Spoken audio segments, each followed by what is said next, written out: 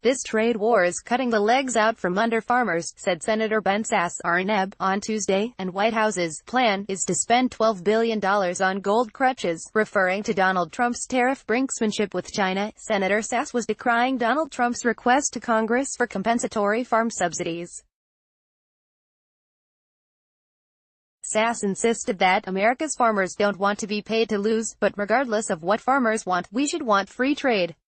Tariffs are taxes, after all. Consumers ultimately pay for them all. Now, Trump's requested crutches may amount to nothing more than just another fine example of a bad government program leading to an additional, compensatory government program. Also quite bad. Too familiar? Or is it? Could there be more to this story than a failure of trade policy? It seems so. The very next day after Sasse's public statement, all of a sudden anti-Trumpers found new and startling cause to wonder, could we be misunderestimating Trump? Sure, the senator is right to be alarmed by the administration's tariffs and bailouts, for the president is playing a most dangerous game. Trade wars are not mutually beneficial. And the history of protectionist brinksmanship is definitely not pretty.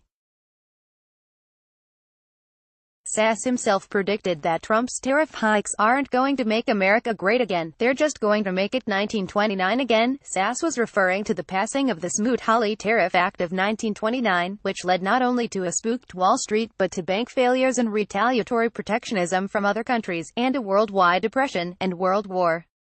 But Trump himself insists that his agenda isn't ramped-up protectionism. Amidst all his ballyhoo about the greatness of, the sheer wonderfulness of tariffs, we have occasionally received hints at a very different agenda. Beneath Trump's pompous, know-nothing protectionist stance, which we have all heard in his decades-long talk show blather as well as his campaign's talking points and bizarre Twitter contributions, there has been this dog whistle to the economists, that what he really wants is free trade. And this week President Trump lowered the frequency of his transmission for anyone to hear, from ultrasonic whistle to clear clarion call. As Sasse was decrying the China tariffs and the proposed compensatory subsidies to agriculture, Trump stated that he was pushing the EU to drop all trade barriers and subsidies. And then, on Wednesday, he and the EU's appointed top banana, Jean-Claude Juncker, publicly declared just that. We agreed today, first of all, to work together towards zero tariffs, zero non-tariff barriers and zero subsidies on non-auto industrial goods, is how Trump put it. Trump also mentioned a deal for Europeans to import soy from America, which was Trump's way of addressing the China trade situation, which had been getting worse.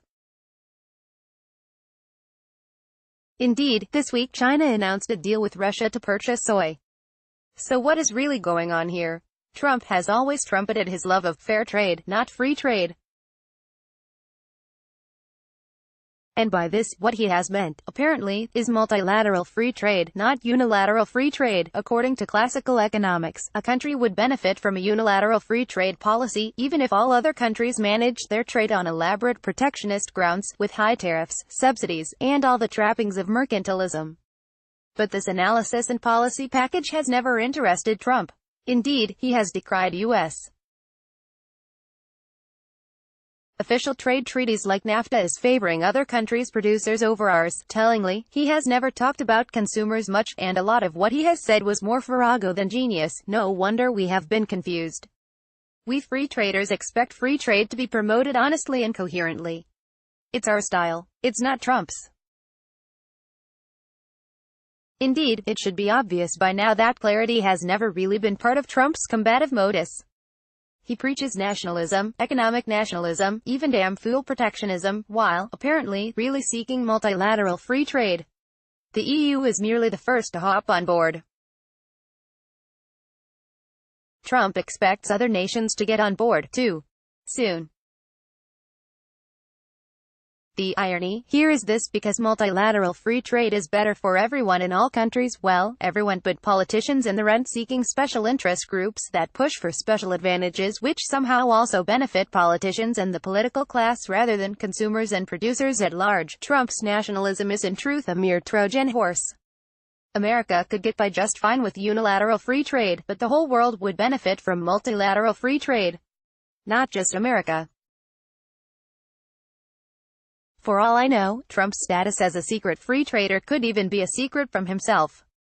It certainly was a secret kept from me. But if his boisterous, seemingly bumbling, ugly and nationalistic threats and bluster succeed in getting the world's nation-states to take down existing trade barriers and adopt a more consistent free trade posture, the protectionist win-lose jibber-jabber will vanish amidst legitimate talk way beyond win-win. It would be a situation of win-win-win-win, and we wouldn't get tired of the winning.